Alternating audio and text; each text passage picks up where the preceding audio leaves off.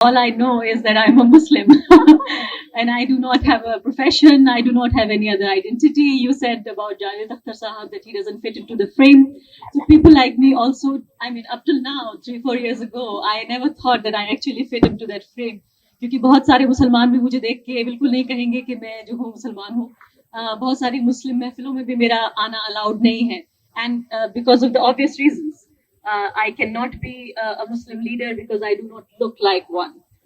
اگر میں مرد ہوتی تو میرے داڑھی ٹوپی ہونی ضروری تھی, اور میں عورت ہوں تو آپ جانتے ہیں مجھے سر ڈھکنا یا پردہ کرنا بہت ضروری ہے.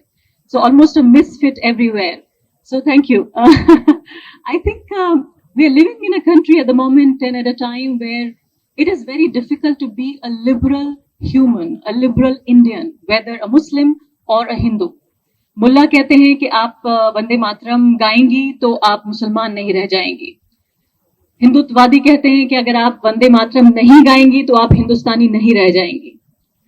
تو اب مسئلہ یہ ہے کہ کیا رہنا ہے. کیا واقعی ملا طے کریں گے کہ یا قرآن طے کرے گا کہ آپ کو مسلمان ہونا ہے یا نہیں؟ سمویدھان طے کرے گا, دیش طے کرے گا, یا ہندوتوادی طے کریں گے کہ میں ہندوستانی بچ پاؤں گی یا نہیں؟ یہ واقعی اب یہ ہمارے سامنے ایک چنوتی ہے, ایک چیلنج ہے that I'll have to choose one of my identities. It's like my two eyes. کہ مجھے میری بائیں آنکھ زیادہ پسند ہے یا دائیں آنکھ زیادہ پسند ہے. اکثر پچھلے 2-3 سالوں میں ان سوالوں کا سامنا کرنا پڑ رہا ہے کہ آپ پہلے ہندوستانی ہیں, پہلے مسلمان ہیں. جرنلزم تو بہت نیچا ہو گیا ہے, بہت بعد میں آ گیا ہے کہ آپ پترکار بھی ہیں. میں کہتی ہوں کہ میرا دھرم پترکارتا ہے اور میری جو پاک کتاب ہے وہ اخبار ہے, لیکن میری بات پہ کوئی یقین نہیں کرتا. اس کو لے کے کئی بار چرچا ہوتی رہی ہے کہ واقعی وندے ماترم کیا اسلامک ہے, غیر اسلامک ہے. علامہ اقبال صاحب نے کہا, بہت سالوں پہلے کہا, آزادی سے پہلے کہا.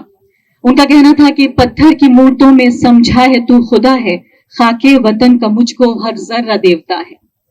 تو اب سے 100 سال پہلے علامہ اقبال, جو کہ کہیں سے بھی کم مسلمان نہیں تھے, انہوں نے کہا کہ اس ملک کا ہر ذرہ, every particle of this motherland is dear to me, is like a god to me. تو پہلا فتویٰ تو انہیں پہ آنا چاہیے تھا کہ انہوں نے کہا کہ اس ملک کا ہر ذرہ ان کے لیے دیوتا ہے, اور صرف پتھر کی مورت میں جو ہے وہ خدا نہیں ہے.